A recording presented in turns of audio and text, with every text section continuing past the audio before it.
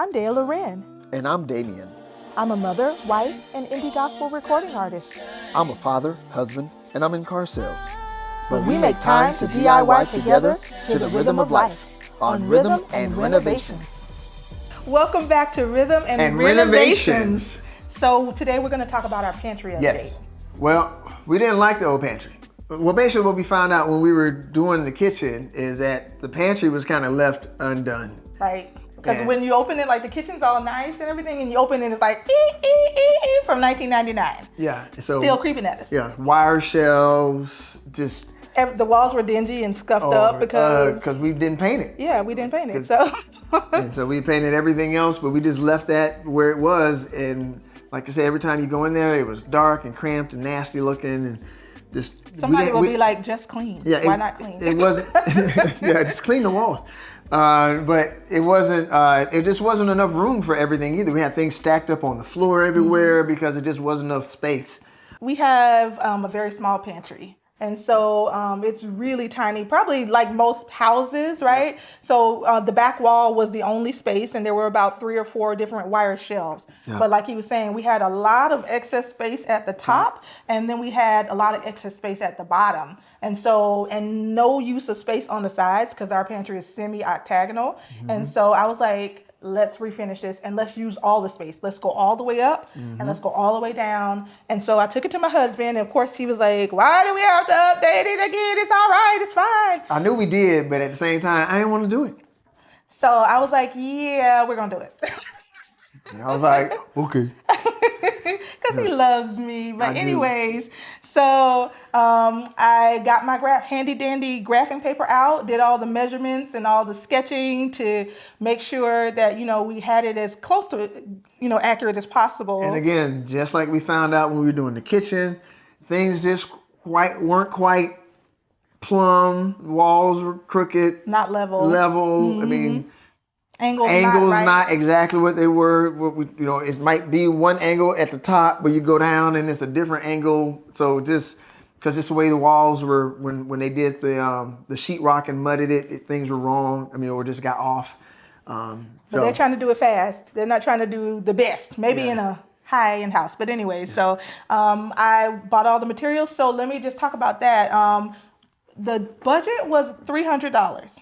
So that's what I wanted to do. I wanted real wood. I wanted to paint the shelves to kind of give the same kind of white shaker look that we have in the kitchen. Mm-hmm. And I wanted it to feel custom. So I bought moldings and crown moldings and things like that so that we could finish it and have everything look built in. Yep.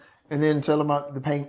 So how you added the stencil to the back wall. Yeah. So before he started work, I went in and painted. See, I told you I do work.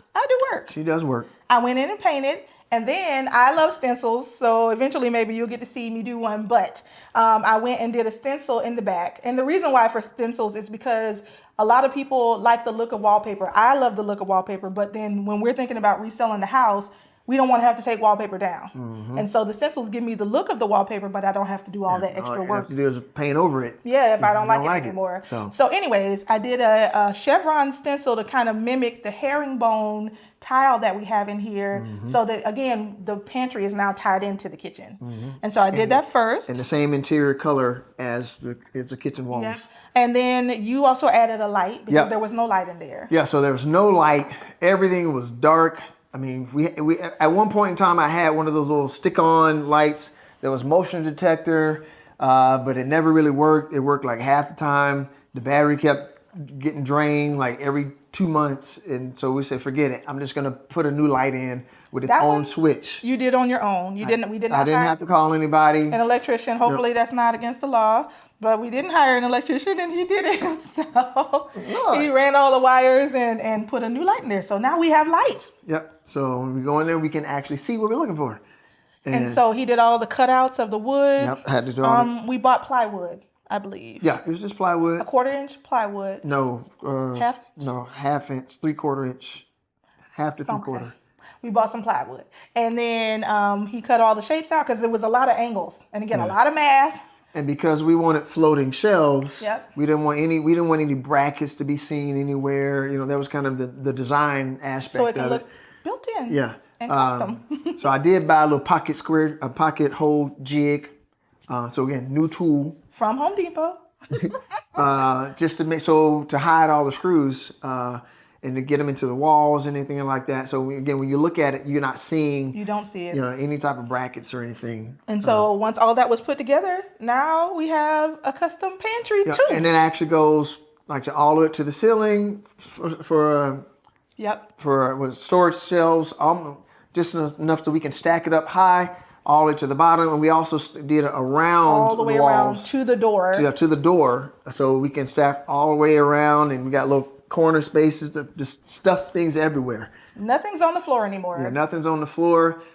Even made, as a mistake, I made a little cabinet. A cubby. I was supposed to make a door. But it didn't work. It didn't work, again, because angles and things were wrong. My wood got warped some kind of way. So I said, it's a cubby. So we just leave it open. But it's a great little place to hide our brooms and Swiffers and things like that we use. So when you look into the pantry, you just don't see it. And so now we're using almost all of the space. Pretty much. I don't know how we fit that much stuff in there, but we have a lot of stuff. Plus decorations. As far as decorating it, well, I didn't want it just to be like a pantry you walk into. I wanted it to be an extension of the house. So you want to be cute. As always. Okay? So anyways, I went on Amazon and just got some cute little vases to put at the top. I also got some LED light strips so that vases, that's the way you say it. Vases.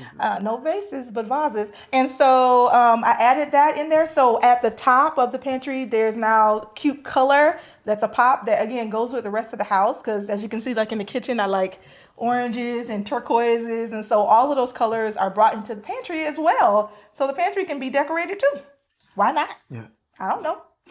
And we added LED strip lighting so that just for ambient light, so you can go in there, you can turn those lights on. We did learn a lesson about the little light strips that it stick on, they don't stay but they don't like staying on. And so every now and probably then, already knew that, but every now and then we have to go in there and stick them back up and I'll put them back on again. And but half the time they just stay there. So we'll have to find a different way to do that. Yeah, I'm probably gonna have to go in there and like glue. But one of the good things about DIY, at least for us and even for our home, is that we're constantly finding ways to improve. Yeah, and learning. And figure out, okay, we didn't do that so well, so let's do something better this time. So DIY is not something that I've always just set out to do. It was like, oh my gosh, I just want to go build something. I just want to go put something together. Half the time she's making me. She's encouraging me. Because I'm an encourager. Yes, you are. And that's what God made me to do. So, yes. And I hopefully will get other people encouraged to do DIY themselves. Yeah. Because they can do it. Y'all can do it. Yeah, y'all, you can do it. It's not, you just gotta get started. And so many times it's taking that first step. And then sometimes once you take the first step, you gotta start. You gotta keep going because there's no way back. But it's just saying, you know what, I want to make a change. I want to do something. It's taking the first step. And then sometimes giftings come about. Like I didn't think that I would be halfway. And I'm not saying I'm just the greatest, most able person. But you are. Thank you, baby.